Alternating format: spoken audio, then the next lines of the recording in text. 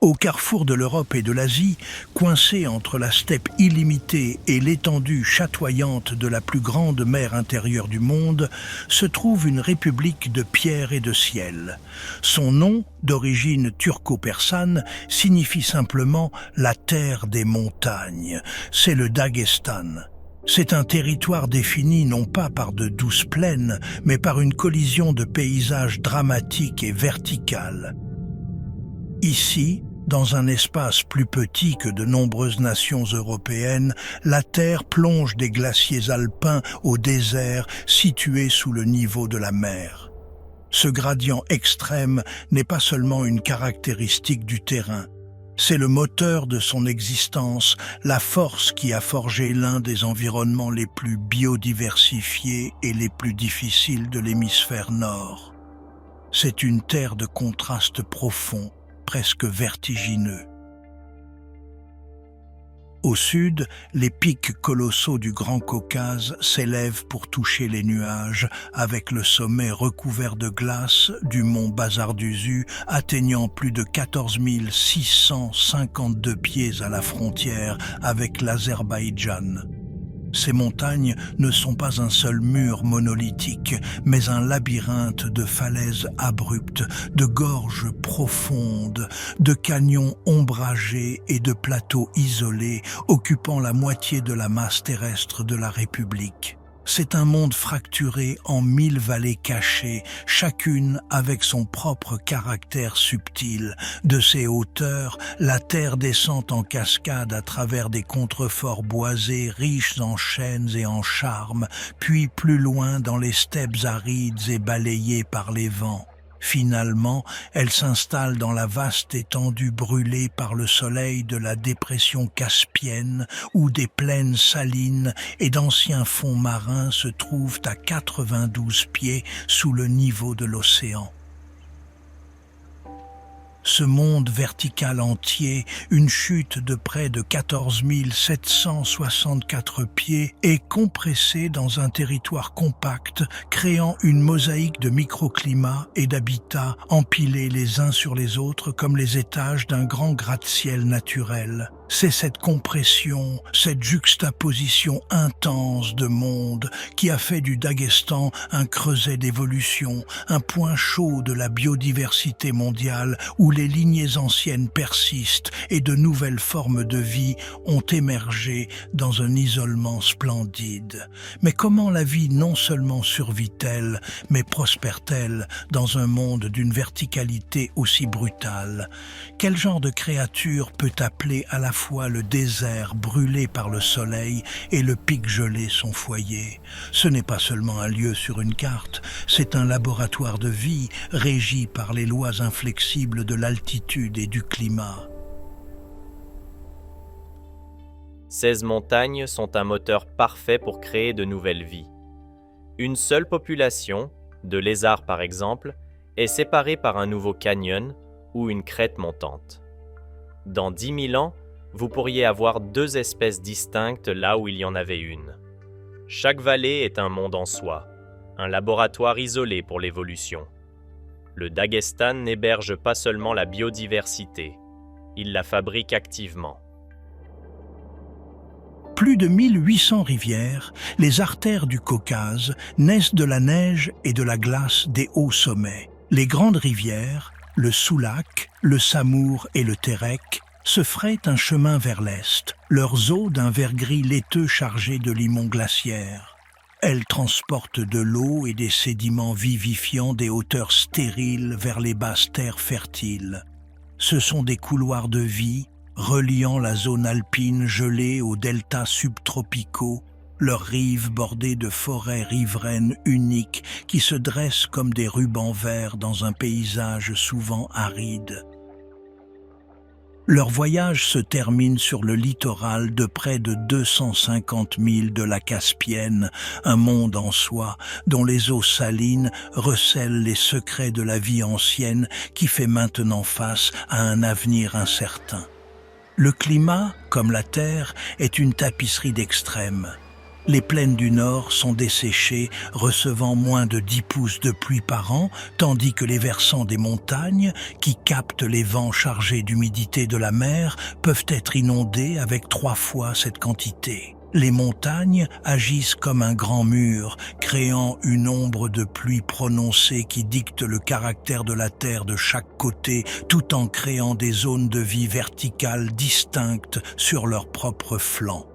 En hiver, les hautes terres sont enfermées dans un silence glacial pendant 5 longs mois, avec des températures plongeant à 20 degrés sous zéro sous un linceul persistant de nuages. C'est une terre de carrefour et de refuge où les espèces d'Europe, d'Asie et du Moyen-Orient se mêlent et où d'anciens écosystèmes relictuels, comme les forêts de lianes subtropicales du delta de Samour, ont survécu depuis la période tertiaire, des musées vivants d'un passé plus chaud et plus humide. Comprendre la vie ici, c'est comprendre le pouvoir de la montagne. Les remparts les plus hauts et les plus inaccessibles du Caucase sont le domaine d'un véritable maître des montagnes. Le Tur du Caucase oriental ou Tur du Daghestan est un animal sculpté par la falaise. Grande chèvre sauvage endémique de la moitié orientale du Grand Caucase, son existence entière est une négociation avec la gravité. Son corps puissant et trapu et ses pattes musclées sont parfaitement adaptés à la vie sur des surfaces quasi verticales. Ses sabots, aux bords tranchants et fendus avec un coussinet intérieur doux et souple, offrent une adhérence sur les rebords les plus étroits qui semblent défier les lois de la physique. Il se déplace sur les parois rocheuses abruptes non pas avec une hâte imprudente, mais avec une assurance calme et délibérée, une fluidité qui témoigne de millénaires passés dans ce monde vertical. Le Tur est l'âme de ces hauts sommets, un emblème de la nature sauvage du Daghestan. Leur vie est un cycle de migration saisonnière, un voyage vertical dicté par la disponibilité de la nourriture et la profondeur de la neige. Au fur et à mesure que le dégel du printemps monte sur les pentes, faisant fondre la couverture hivernale et révélant les premières pousses de verdure, les Turs le suivent. Ils montent vers les hauts alpages qui se trouvent au-dessus de la limite des arbres, de vastes tapis d'herbes et de fleurs sauvages qui s'épanouissent sous le soleil intense de l'été. Ici, de mai à octobre, ils broutent la riche poussée de nouvelles pousses, reconstituant les réserves perdues pendant le long hiver et se renforçant pour les défis à venir. Les mâles, avec leurs magnifiques cornes en forme de cimeterre qui peuvent atteindre plus de 3 pieds de long, balayant leurs épaules, broutent souvent à des altitudes plus élevées et plus ouvertes. Les femelles et leurs petits, nés à la fin du printemps, ont tendance à chercher l'abri relatif des pentes légèrement plus basses, ne s'éloignant jamais des voies d'évacuation offertes par la falaise la plus proche. La naissance d'un chevreau est un miracle tranquille dans ce paysage rude. La femelle trouvera un rebord isolé et quelques heures après sa naissance, le jeune Tur est sur ses pieds, son sens inné de l'équilibre lui permettant déjà de naviguer sur le terrain dangereux dont sa vie dépendra. Pourtant, ce miracle est d'une fragilité terrifiante. Avec des aigles qui tournent au-dessus et des loups qui patrouillent en dessous, quelles sont les chances réelles que cette petite créature vulnérable vive pour voir son premier hiver ? La montagne donne la vie, mais elle n'offre aucune garantie. Avec les premières neiges de l'automne, les troupeaux commencent leur descente. Ce n'est pas une fuite paniquée, mais un mouvement progressif et réfléchi vers des altitudes plus basses et des pentes orientées au sud, cherchant refuge contre l'enneigement hivernal profond et se nourrissant des buissons ligneux de leurs arbustes robustes. C'est à cette époque, de la fin novembre à janvier, que le tissu social du Tur est transformé. Le rut commence. Les grands mâles solitaires qui ont passé l'été en groupe de célibataires sont maintenant poussés par un puissant impératif hormonal. Ils descendent de leurs rochers solitaires, leur corps puissant se découpant sur le pâle soleil d'hiver. L'air, autrefois immobile, crépite maintenant d'une nouvelle tension. Ils cherchent les troupeaux de femelles, et là où ils se rassemblent, le conflit est inévitable. Les vallées deviennent des arènes pour certaines des compétitions les plus dramatiques du monde naturel. Cela commence par des postures, une démonstration de puissance brute où les rivaux marchent parallèlement les uns aux autres, évaluant la taille et la force de l'autre. Mais ces rituels dégénèrent souvent, la charge est explosive, le bruit des cornes qui s'écrasent contre les cornes est un craquement percussif et aigu qui brise le silence de la montagne, un son qui peut porter sur des kilomètres, une déclaration de dominance et le droit non négociable de se reproduire. Ce sont des batailles d'endurance brutale et épuisante menées au bord de chutes abruptes. Le bilan physique est immense. Un mâle peut perdre une partie importante de son poids corporel pendant le rut, entrant dans la partie la plus rude de l'hiver, dans un état affaibli et vulnérable. Pour le vainqueur, la récompense est l'immortalité génétique. Pour le perdant, c'est souvent une mort lente dans le froid à venir. C'est un prix élevé à payer pour engendrer la prochaine génération, un prix qui pose la question, une compétition aussi brutale est-elle le seul moyen d'assurer la force de l'espèce ? Et alors que les mâles épuisés s'éloignent du champ de bataille, leur épreuve est loin d'être terminée. En fait, leur moment de plus grande faiblesse vient de commencer. Cependant, cette magnifique créature n'existe pas dans le vide. Sa vie se déroule sous le regard constant et vigilant d'un prédateur aussi parfaitement adapté à ce monde que le Tur lui-même, le loup eurasien. Dans le Haut-Caucase, la relation entre le loup et le Tur est une danse ancienne de poursuite et d'évasion. Les loups du Daghestan sont adaptables. On les trouve depuis les steppes ouvertes jusqu'aux hautes forêts, mais c'est dans les montagnes que leur intelligence et leur complexité sociale sont les plus apparentes.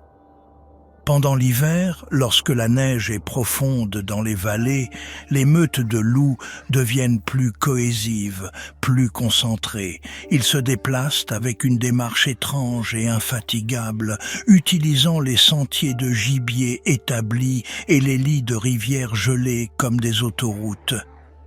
Ils utilisent le terrain à leur avantage, leur stratégie de chasse collaborative témoignant de leur intelligence sociale.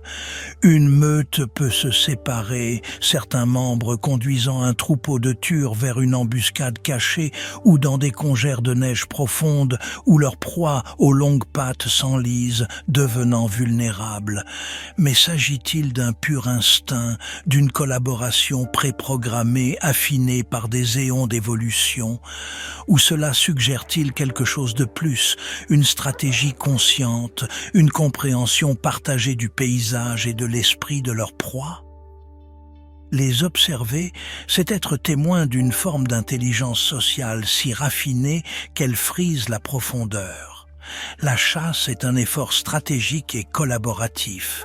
Une meute testera un troupeau courant à ses côtés, leurs yeux scrutant le moindre signe de faiblesse, un jeune chevreau, une vieille femelle ou un mâle épuisé par le rut récent. Ce sont des poursuivants implacables, leur système cardiovasculaire affûté par l'air raréfié de la montagne. C'est une chasse verticale, où les mouvements saisonniers du Tur dictent les terrains de chasse du loup. Les vies du prédateur et de la proie sont inextricablement liées par le rythme des saisons, un drame intemporel joué sur le toit du Caucase. La santé de la meute de loups est un reflet direct de la santé des troupeaux de Tur, et la vigilance du Tur est le résultat direct de la pression omniprésente du loup. Alors que le loup est une force visible et omniprésente, un autre prédateur plus insaisissable partage ses hauts domaines. C'est une créature d'ombre et de mythe, un fantôme des montagnes, le léopard de Perse. En danger critique d'extinction à travers le Caucase, sa population n'est qu'un fragile scintillement de ce qu'elle était autrefois, avec peut-être moins de 100 individus restants dans toute la région. Au Daghestan, sa présence est un secret gardé par les paysages les plus reculés et les plus accidentés, un murmure dans l'immensité des montagnes. Le léopard est un chasseur solitaire, actif principalement au crépuscule et à l'aube, se fondant dans le paysage à mesure que la lumière s'estompe. Son monde est fait de furtivité et d'une patience infinie. Son pelage magnifiquement tacheté, un motif de rosette sur un fond pâle et fauve, offre un camouflage presque parfait contre la lumière tachetée de la forêt et les roches couvertes de lichens de la zone subalpine. Il se déplace avec une grâce silencieuse et fluide, ses pattes rembourrées ne faisant aucun bruit. Il est capable de couvrir de vastes territoires qui peuvent s'étendre sur des centaines de milles carrés, ses mouvements étant une évaluation constante de son domaine. Une chasse réussie, souvent du tur que nous avons vu sur les plus hauts sommets, exige une immense habileté et une connaissance intime du terrain. Une seule embuscade bien placée peut fournir de la nourriture pendant une semaine, un répit vital dans un monde de rareté. Mais que se passe-t-il lorsque la proie est rare ou lorsqu'une chasse échoue? Comment un fantôme solitaire, entièrement dépendant de sa propre force, endure-t-il les longues semaines de faim? La ligne entre prospérité et famine est, pour le léopard, incroyablement mince. L'existence continue du léopard au Daghestan est un point d'interrogation. Les observations sont rares, souvent dans les zones frontalières partagées avec la Géorgie et l'Azerbaïdjan, suggérant une petite population transfrontalière s'accrochant à sa survie. Mais pour un animal aussi insaisissable, comment pouvons-nous jamais être sûrs du nombre exact ? Est-ce un fantôme parce qu'il est rare ou est-il simplement un maître de l'invisibilité? Son destin est menacé par la fragmentation de son habitat, le déclin de ses proies naturelles et la menace persistante du braconnage. Chaque menace est un clou dans un cercueil potentiel, laissant les défenseurs de l'environnement avec une question désespérée avant même d'arriver à des solutions. Comment sauvez-vous un animal que vous pouvez à peine trouver?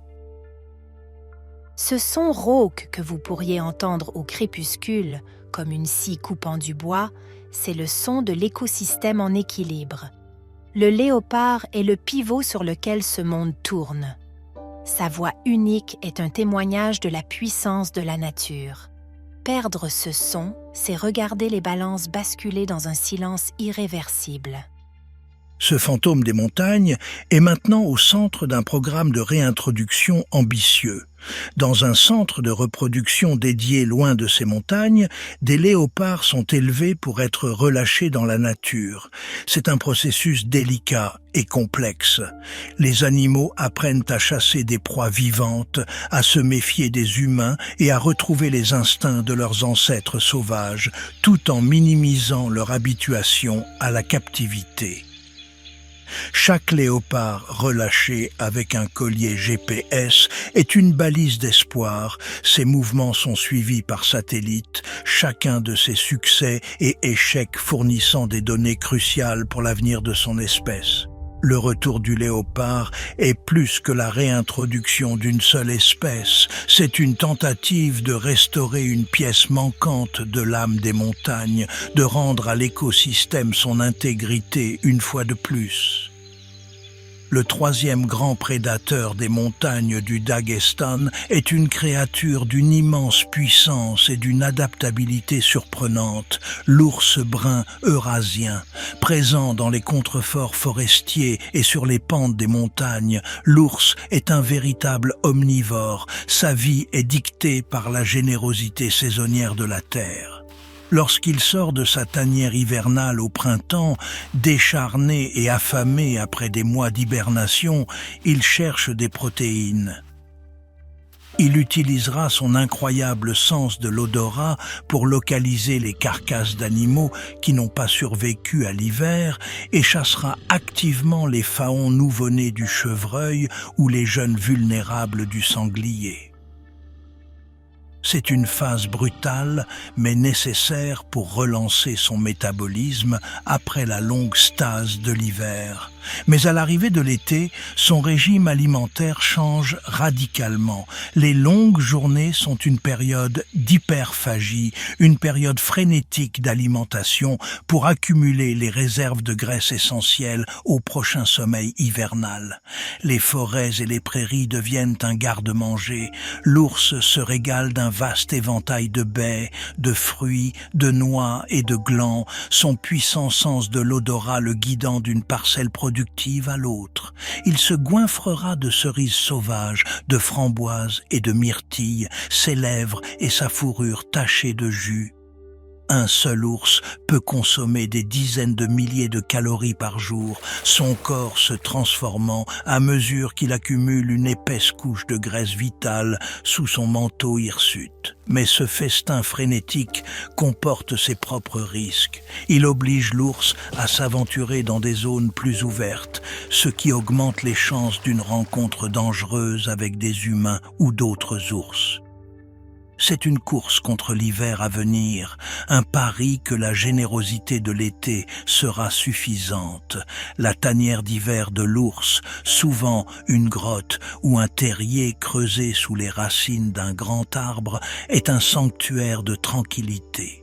Les oursons, généralement de 1 à 3, naissent dans l'obscurité de la tanière entre janvier et février. Ils sont minuscules, aveugles et totalement impuissants, pesant moins d'1 livre. Ils se nourrissent du lait riche de leur mère, grandissant lentement pendant qu'elle somnole dans un état d'activité métabolique réduite. Ils en sortent avec elle au printemps, clignant des yeux dans la nouvelle lumière et resteront à ses côtés pendant un maximum de 2 ans. Pendant ce temps, elle leur enseignera tout ce qu'ils ont besoin de savoir, quelles plantes sont comestibles, où trouver les meilleurs parterres de baies, comment déterrer les racines et comment éviter le danger, en particulier de la part des ours mâles adultes qui peuvent les voir comme une menace. C'est un apprentissage intensif de l'art d'être un ours, un transfert de connaissances qui assure la survie de la prochaine génération. Mais que se passe-t-il si cette éducation est interrompue? Un ourson qui perd sa mère avant la fin de sa 2e année est presque certainement condamné. Un rappel brutal que dans ces montagnes, la connaissance est aussi vitale que la force. Lorsque nous descendons des hauts sommets, le paysage se transforme à nouveau.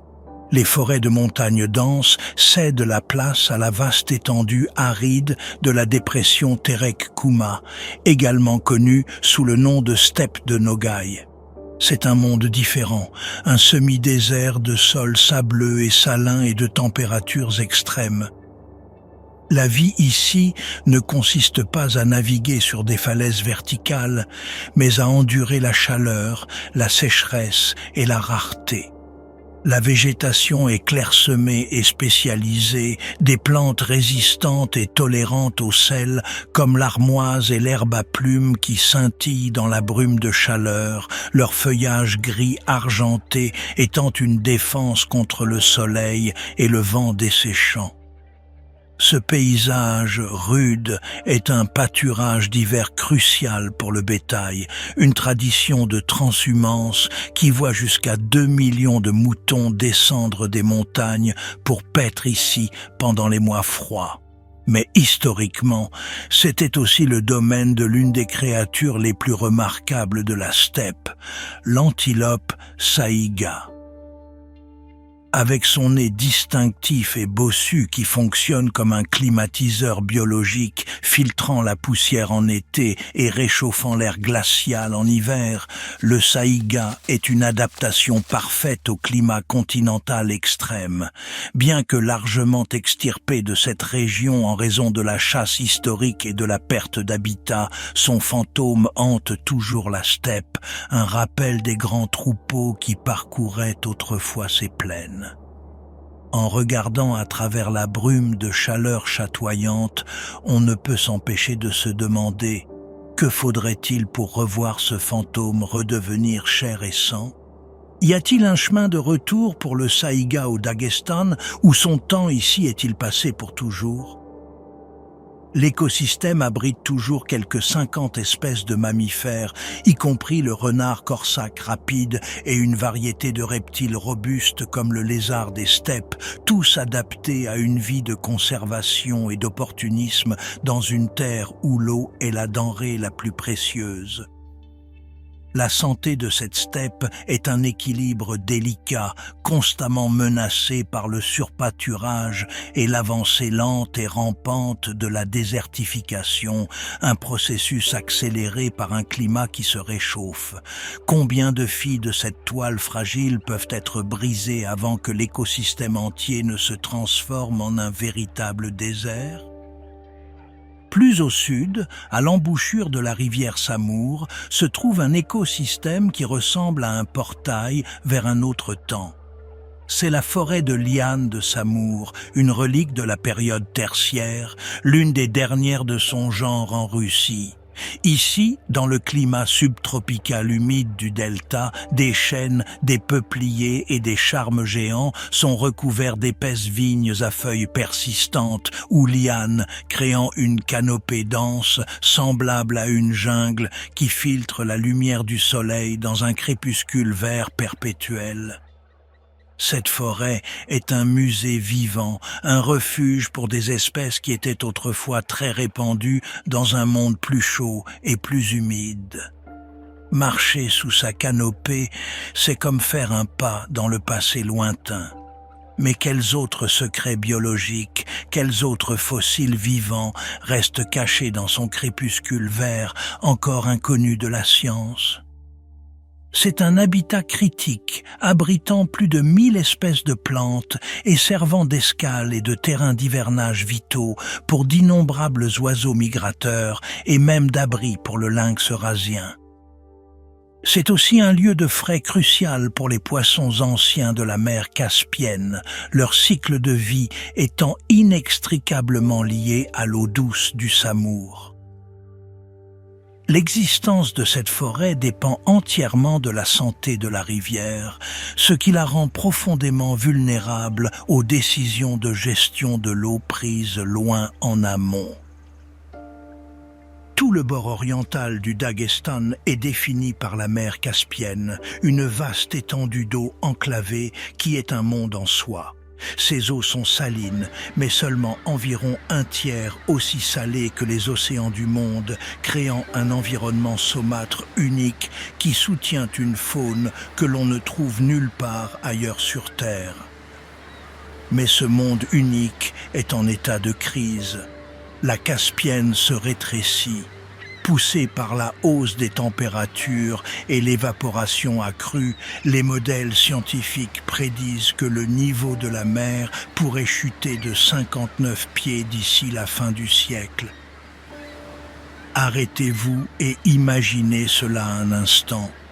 Une chute verticale de 59 pieds. C'est la hauteur d'un bâtiment de 6 étages. Imaginez le littoral actuel, puis imaginez-le à près d'un demi-mile plus loin, les vieux ports et villages de pêcheurs échoués dans un désert toxique et salé. Une telle chute réduirait sa surface d'un quart, transformant de vastes baies peu profondes comme Kizlyar en désert de sel sans vie. Qu'arrive-t-il au climat de toute la région lorsque sa grande mer intérieure est si radicalement modifiée ? Cette dessiccation catastrophique, combinée à la pollution due à l'extraction de pétrole et de gaz et aux déchets industriels, pousse les espèces endémiques de la Caspienne au bord de l'extinction. La plus emblématique d'entre elles est le phoque de la Caspienne, le seul mammifère que l'on trouve exclusivement dans ces eaux.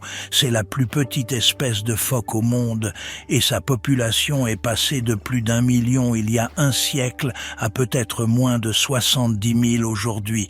Son cycle de vie entier est lié aux champs de glace hivernaux qui se forment dans le nord de la Caspienne. C'est sur cette plateforme de glace stable que les femelles donnent naissance à leurs petits à la fin de l'hiver. Les petits, avec leur pelage de fourrure de lanugo blanche, sont allaités sur la glace jusqu'à ce qu'ils soient assez forts pour survivre dans l'eau froide. Regardez leurs yeux, inhabituellement grands, parfaitement conçus pour trouver la vie dans ces profondeurs troubles. Ils sont parfaitement adaptés à ce monde unique, mais ils ne peuvent pas échapper à son effondrement. Leurs pouponnières de glace font maintenant des semaines avant la date prévue. Et nous sommes obligés de regarder un animal construit pour la survie devenir une victime d'un climat qu'il ne peut pas échapper. Le réchauffement climatique est en train de voler leurs pouponnières. Sans la glace, les phoques sont forcés de se rassembler sur des rivages surpeuplés et exposés, où les petits sont vulnérables aux maladies et à la prédation des loups qui patrouillent le long de la côte. Leur sort est un baromètre direct de la santé de l'ensemble du bassin de la Caspienne. Les légendaires esturgeons de la Caspienne partagent cette existence précaire. La Caspienne est le réservoir le plus important du monde pour ces fossiles vivants, des survivants blindés d'un monde perdu, notamment le géant beluga, l'esturgeon russe et l'esturgeon étoilé. Ces poissons anciens qui nagent dans les eaux du monde depuis l'époque des dinosaures sont maintenant en danger critique d'extinction. Des décennies de surpêche pour leur caviar prisé, associées à la construction de barrages sur leurs rivières natales qui bloquent leurs migrations épiques de frai, ont entraîné un déclin catastrophique. Ce sont des poissons anadromes, passant la majeure partie de leur longue vie dans la mer Caspienne, mais ayant besoin de rivières d'eau douce pour se reproduire. Leur maturité tardive, certains ne se reproduisant pas avant d'avoir 20 ans, et leurs frais peu fréquents les rendent exceptionnellement vulnérables aux pressions humaines. Le sort du phoque et de l'esturgeon n'est pas une tragédie isolée. Ce sont les symptômes d'une défaillance systémique, un avertissement que tout ce monde aquatique unique est sur le point de s'effondrer. La position du Daghestan en tant que pont géographique en fait un goulot d'étranglement crucial sur l'une des grandes super-autoroutes aviaires du monde. Chaque printemps et automne, des millions d'oiseaux voyagent le long de la voie de migration de la Caspienne occidentale, se déplaçant entre leurs aires de reproduction en Sibérie et leurs foyers d'hivernage en Afrique et au Moyen-Orient. Les zones humides côtières, en particulier les deltas et la baie de Kizlyar, deviennent des zones de rassemblement vital, d'énormes aéroports naturels où ces voyageurs peuvent se reposer et faire le plein de carburant pour leurs voyages épiques. Le ciel se remplit de vastes volées d'oies en forme de V et de volées de canards sifflantes. Les vasières s'animent de l'activité frénétique de milliers d'oiseaux de rivage. Et parmi les visiteurs les plus spectaculaires se trouve le pélican frisé, avec son énorme poche de bec et sa crête hirsute qui lui donne un air préhistorique. Cette espèce quasi menacée se rassemble en grand nombre dans les réserves côtières. Ce sont des oiseaux sociaux, pêchant souvent en coopération, formant un demi-cercle pour rassembler des bancs de poissons dans les eaux peu profondes où ils peuvent être facilement ramassés. Leur survie ici dépend entièrement de la santé de ces zones humides, qui sont elles-mêmes menacées par le recul de la mer et la pollution en amont. Avec ce maillon vital de la chaîne migratoire qui s'affaiblit chaque année, on peut se demander où vont les millions d'oiseaux qui en dépendent lorsque cet aéroport crucial ferme définitivement. Les conséquences de cet échec se feront sentir à travers les continents. Certains de ces oiseaux ont volé pendant une semaine sans s'arrêter, un exploit d'endurance qui défie l'imagination. Ils arrivent au bord de l'épuisement, ayant brûlé près de la moitié de leur poids corporel comme carburant.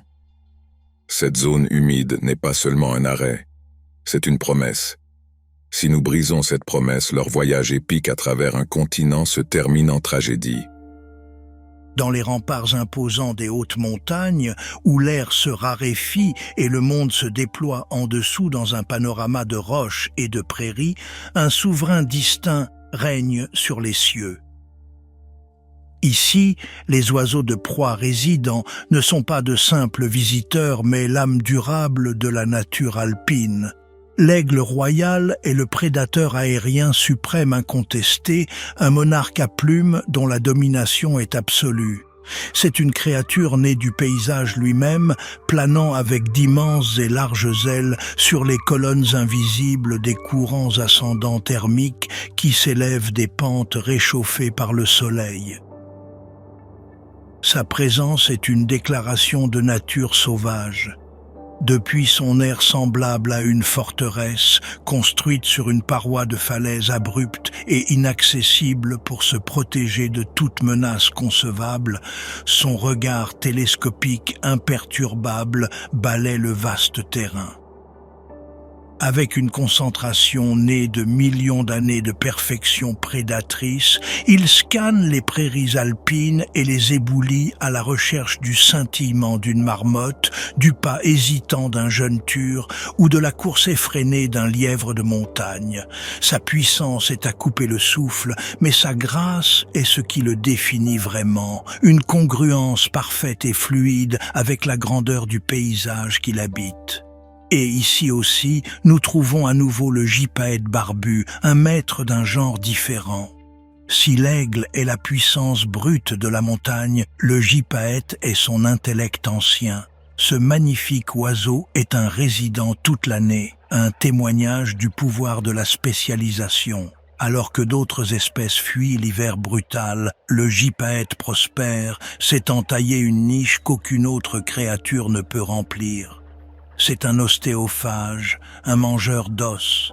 Sa technique légendaire de transporter de grands os hauts dans les airs et de les laisser tomber sur une dalle de pierre préférée, son ossuaire personnel, est l'un des exemples les plus remarquables d'utilisation d'outils dans tout le monde aviaire. Ce n'est pas une simple force brute, c'est un acte calculé, une démonstration de physique et de prévoyance. L'oiseau doit juger le poids de l'os, l'altitude, le vent et le point d'impact précis pour briser sa prise et exposer la moelle nutritive à l'intérieur. C'est un comportement qui ne nécessite pas seulement de la force, mais une tradition apprise, une culture transmise d'une génération à l'autre. La question hante l'imagination. Comment le premier gypaète a-t-il découvert cela? Était-ce un accident fortuit, un repas tombé qui a révélé un secret? Ou était-ce un moment de perspicacité aviaire profonde, une étincelle de génie qui a changé son espèce pour toujours? C'est une question qui repousse les limites même de la façon dont nous définissons l'intelligence animale. Ces oiseaux, du migrateur de longue distance aux résidents hautement spécialisés, sont tissés dans le tissu écologique même du Daghestan. Leur présence et leur diversité étonnante témoignent de la riche tapisserie d'habitats que la République offre, mais leurs avenirs sont inextricablement liés à la santé de ces habitats. Face à des pressions immenses et croissantes, un effort de conservation à multiples facettes est en cours. C'est un récit complexe de lutte et d'espoir, une mosaïque d'initiatives qui vont des programmes internationaux de haute technologie, utilisant le suivi par satellite aux actions communautaires de base motivées par la fierté locale. La pierre angulaire de cet effort est un réseau de zones protégées, notamment la réserve naturelle du Daghestan et le parc national de Samoursky. Pourtant, ces sanctuaires vitaux sont fragmentés, existant comme des îles de protection dans un paysage plus large dominé par l'homme, faisant écho aux écosystèmes fracturés qu'ils sont conçus pour préserver. Bien qu'ils fournissent un sanctuaire crucial pour les populations de base, leur efficacité ultime pour les espèces à large répartition comme l'insaisissable léopard de Perse dépend entièrement du maintien de la connectivité à travers les terres non protégées qui se trouvent entre elles. Une marque de griffe d'ours sur un arbre, l'odeur d'un loup, c'est le plus vieux langage de la montagne, une conversation écrite sur le paysage. Les animaux le lisent tous les jours. Mais notre bruit, notre présence, noie leurs mots. Nous essayons de préserver une conversation que nous pouvons à peine comprendre. En réponse, les approches de conservation sont nécessairement diverses. La réintroduction du léopard de Perse est un programme descendant à vocation scientifique, une tentative audacieuse d'inverser une extinction. Mais sur le terrain, un autre type de conservation prend racine. Dans les montagnes du district de Tliarata, des communautés locales ont formé leur propre brigade anti-braconnage pour protéger le tur du Caucase oriental. Ce mouvement populaire est un modèle puissant. Il recadre le tur non pas comme un concurrent pour le bétail, mais comme un atout précieux. C'est une approche basée sur la connaissance locale et un lien profond avec la terre. Mais cette passion locale est-elle suffisante face aux syndicats criminels internationaux intéressés par des trophées ? Elle contraste fortement avec les défis auxquels est confrontée la Caspienne, où les actions locales sont insuffisantes.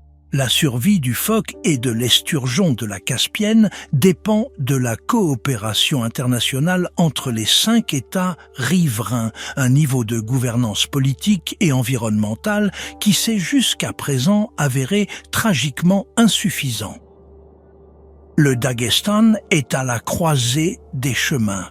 Son extraordinaire patrimoine naturel, forgé dans le creuset de sa géographie spectaculaire, est menacé par un réseau complexe de pressions locales et mondiales.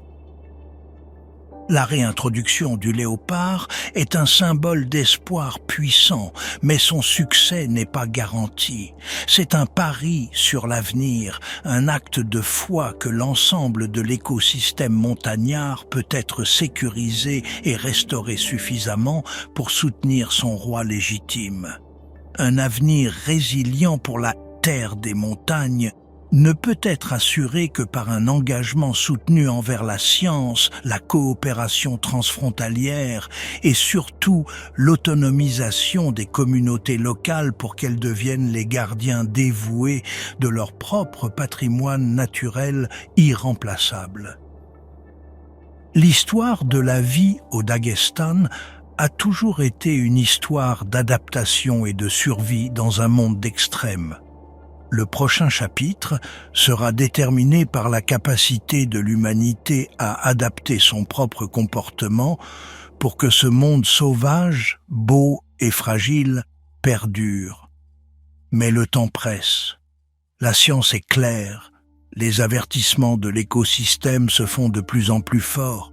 De la glace de la Caspienne qui disparaît aux forêts silencieuses où le léopard ne rôde plus. Les efforts disparates des scientifiques, des gouvernements et des villageois locaux se coaliseront-ils en une force assez forte pour inverser la tendance ? Ou les générations futures ne connaîtront-elles le cœur sauvage du Daghestan que par des histoires et des photographies granuleuses, un fantôme d'un monde qui a été perdu non pas par manque d'amour, mais par manque de temps? Sous la grande narration des hauts sommets et de la vaste mer, d'innombrables autres vies se déroulent dans les espaces plus intimes de la nature sauvage du Daghestan.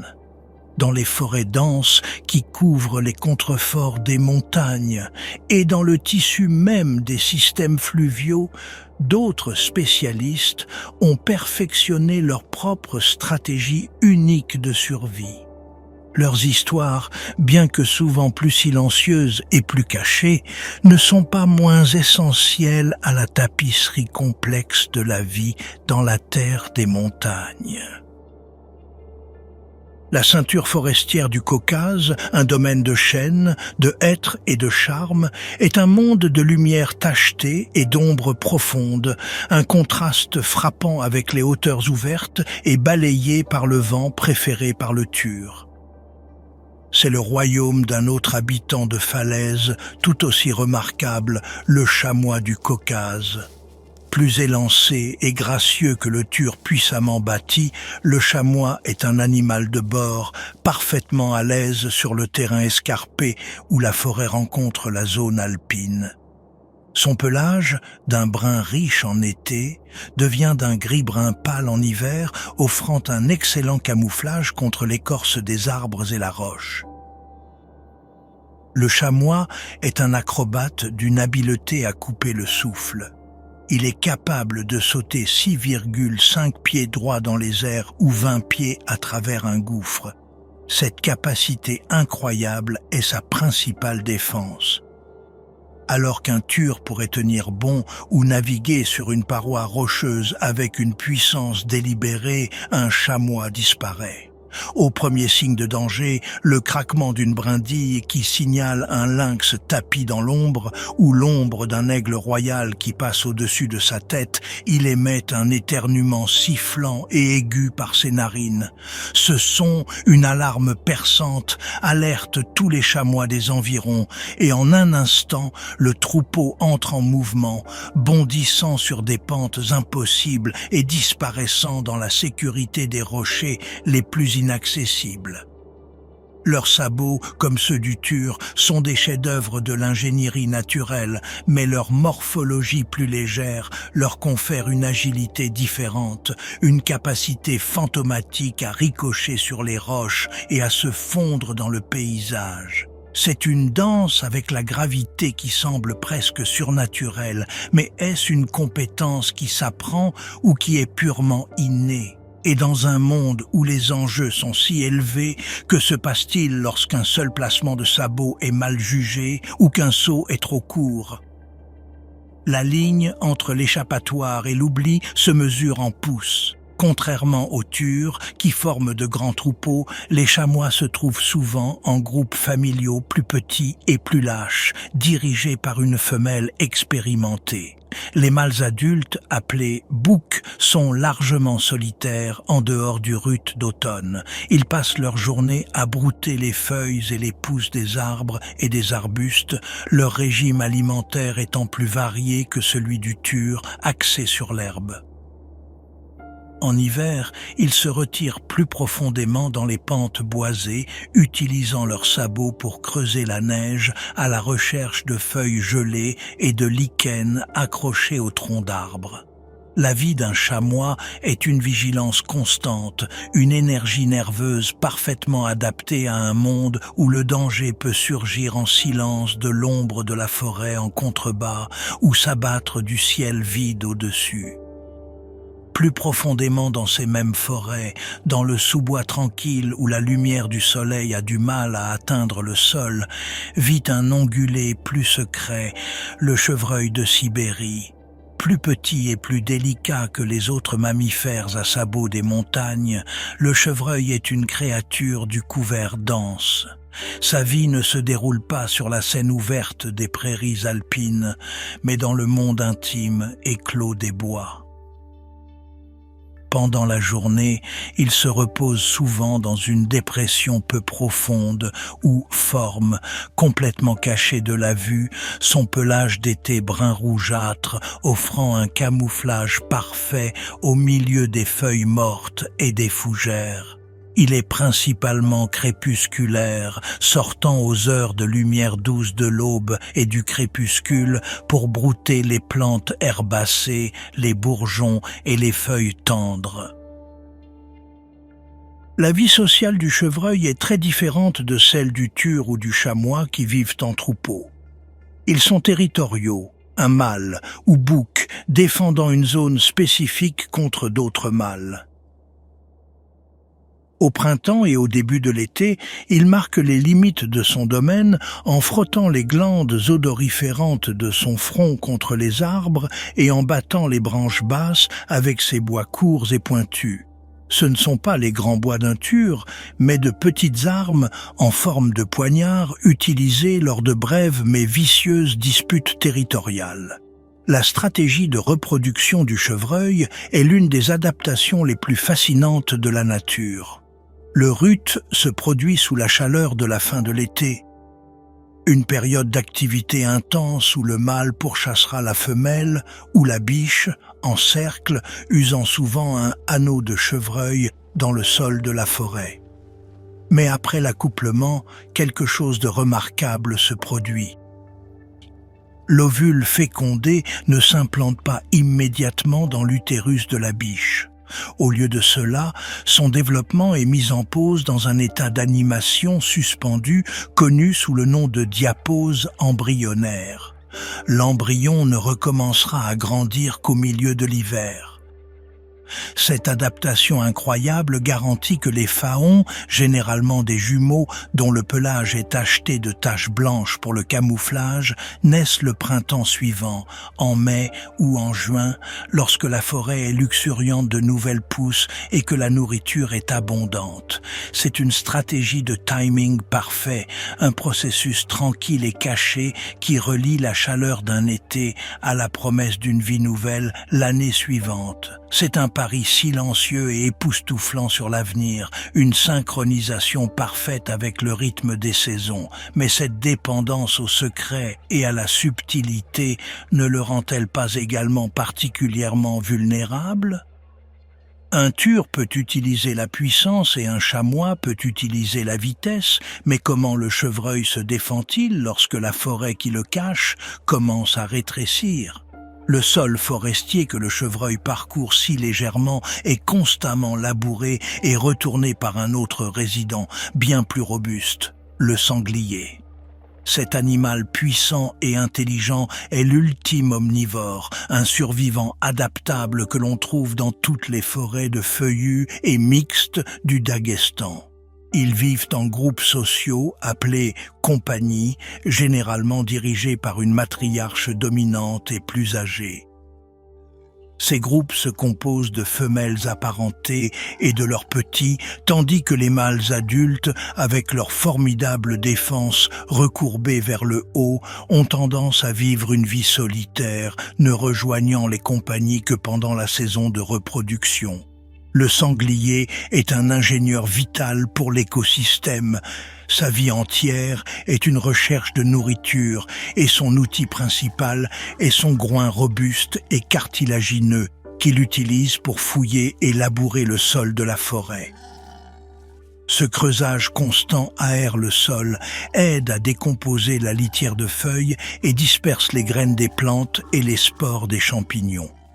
Dans une forêt de chênes en automne, une compagnie de sangliers peut être une force de la nature, retournant bruyamment la terre à la recherche de glands tombés, une source de nourriture essentielle et riche en graisse qui les aide à constituer des réserves pour l'hiver.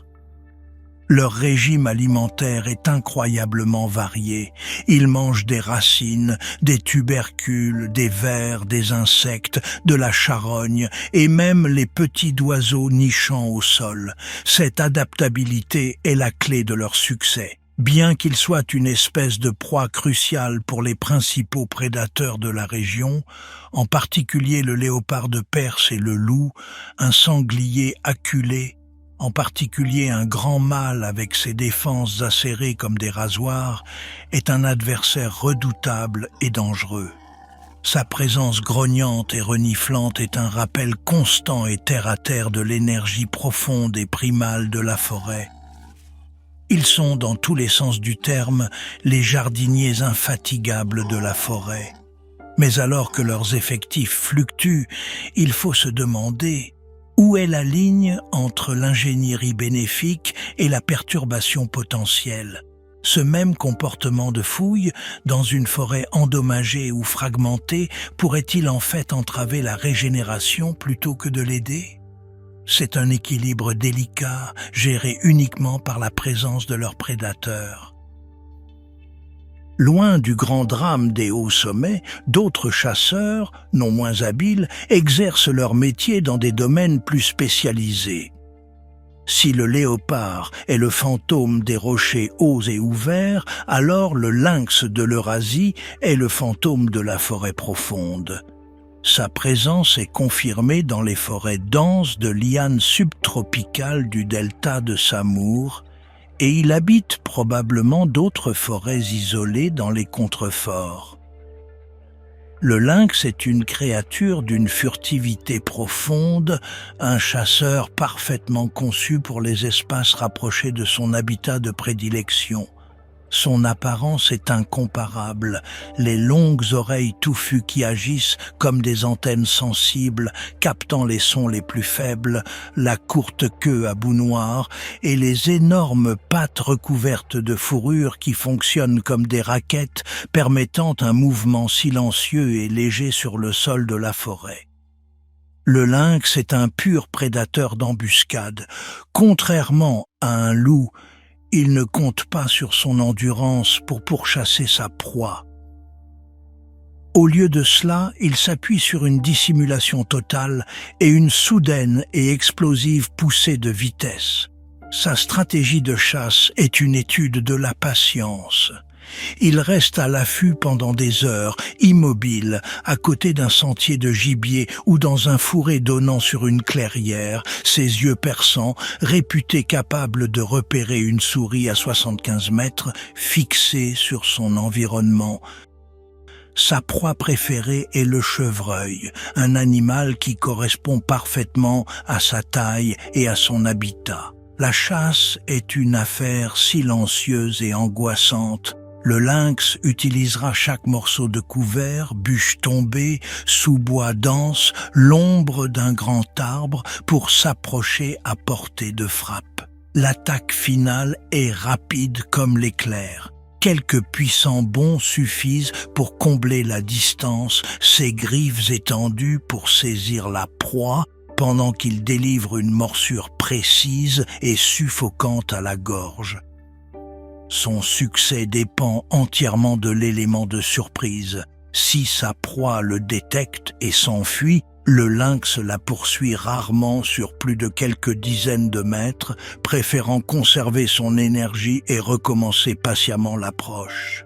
Ce chat secret est une partie vitale de l'écosystème forestier, un contrôle sur la population d'herbivores qui assure la santé et l'équilibre des forêts qu'il habite si silencieusement. Dans la chaleur torride et les paysages arides de la steppe de Nogaï, un chasseur d'un autre genre endure une vie régie par le soleil. La vipère des steppes, ce petit serpent venimeux, est un maître de la survie dans un environnement de températures extrêmes. En tant qu'ectotherme, sa température corporelle est dictée par son environnement et sa routine quotidienne est une quête soigneusement gérée de l'équilibre thermique. Le matin, il se prélasse sur un morceau de sable chauffé par le soleil ou sur une roche plate, absorbant l'énergie solaire dont il a besoin pour devenir actif. Sa peau pâle et à motifs offre un excellent camouflage contre la terre sèche, le rendant presque invisible pour les proies et les prédateurs. À mesure que le soleil de midi devient implacablement chaud, la vipère se retire, cherchant un abri dans un terrier de rongeurs ou sous un arbuste robuste pour éviter la surchauffe.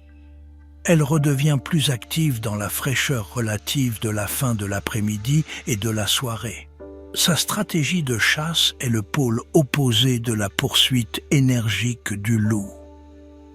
C'est un modèle de conservation d'énergie.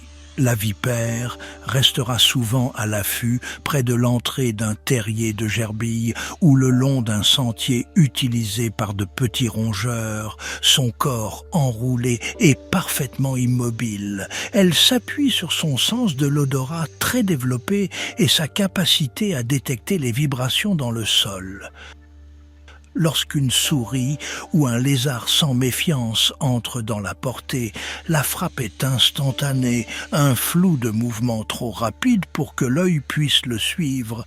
Elle injecte un puissant venin hémotoxique, puis se retire immédiatement, attendant patiemment que le venin fasse son travail avant de suivre sa proie mourante à l'odeur.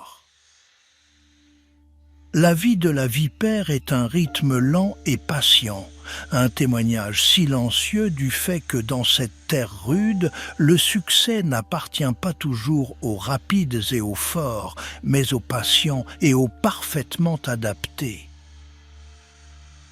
Les rivières qui coulent des glaciers de montagne jusqu'à la mer Caspienne sont plus que de simples caractéristiques géographiques.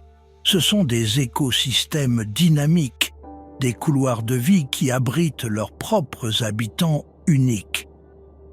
Dans les ruisseaux clairs, froids et rapides des contreforts du Caucase, un prédateur enjoué et extrêmement efficace s'installe, la loutre d'Eurasie. Membre de la famille des belettes, la loutre est conçue pour une vie dans l'eau. Son corps long et profilé, sa queue puissante et ses pieds palmés en font une nageuse agile et gracieuse. Sa fourrure dense et imperméable emprisonne une couche d'air contre sa peau, offrant une isolation contre l'eau froide des montagnes. La vie de la loutre semble être une exubérance joyeuse. Elles sont connues pour leur comportement ludique, glissant sur les berges boueuses et les pentes enneigées, ou jonglant avec des cailloux avec leurs pattes de devant agiles. Mais ce jeu a un but sérieux, affinant la coordination et les compétences nécessaires à un chasseur prospère. Leur régime alimentaire principal se compose de poissons, qu'elles poursuivent sous l'eau avec une vitesse et une agilité remarquables. Leurs moustaches sensibles ou vibrisses peuvent détecter les vibrations les plus faibles émises par les poissons se déplaçant dans l'eau trouble ou sous les roches, ce qui leur permet de chasser efficacement, même dans des conditions de faible luminosité.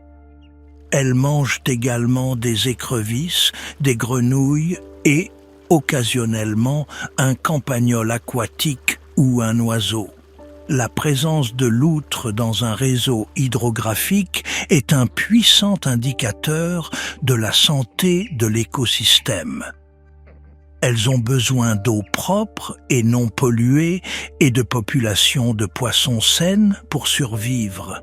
Leurs terriers, appelés catiches, sont souvent creusés dans la berge avec une entrée sous-marine assurant la sécurité contre les prédateurs terrestres comme les loups ou les ours.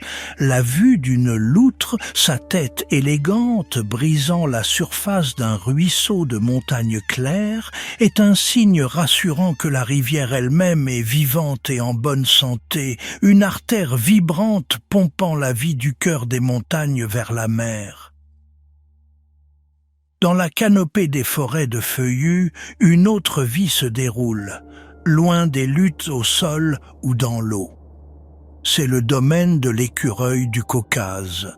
Rongeur agile et arboricole, sa vie est une course verticale constante à travers les branches des chênes, des hêtres et des charmes.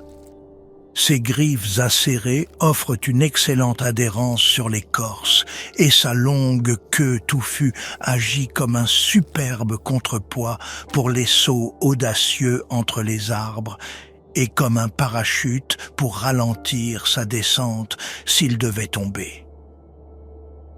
Le rythme de l'année de l'écureuil est dicté par la production de noix d'arbres.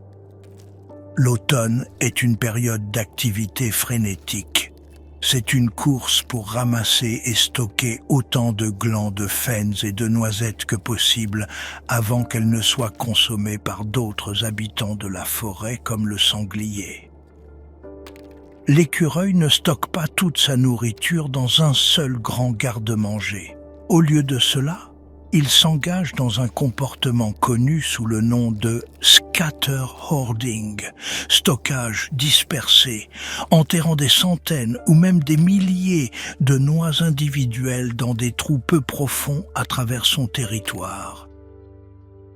Sa survie pendant les mois de vache maigre de l'hiver dépend de sa mémoire spatiale remarquable, sa capacité à retrouver ses minuscules caches cachées, souvent sous une couche de neige. Ce comportement, né de la nécessité individuelle, a un effet profond et bénéfique sur toute la forêt. Les noix que l'écureuil ne trouve pas, et il y en a toujours beaucoup, sont parfaitement plantées pour germer le printemps suivant. De cette façon, l'écureuil devient un forestier involontaire et très efficace, assurant la régénération des arbres, même qui lui fournissent sa nourriture et son abri. Sa vie est un état de vigilance constant, ses grands yeux toujours attentifs aux dangers venant d'en haut, en particulier des rapaces comme l'autour des palombes.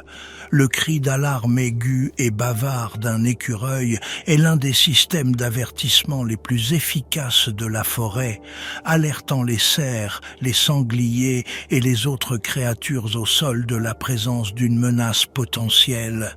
C'est une voix petite mais vitale dans le réseau complexe et interconnecté de la vie des bois. Regardez le Tur. Il vit au bord de l'abîme, fort, intrépide et libre. Il est l'esprit de notre peuple sculpté dans la corne et le muscle. Le laisser mourir, c'est laisser mourir une partie de nous-mêmes. Nous ne sauvons pas seulement un animal, nous défendons notre propre âme, inscrite contre le ciel.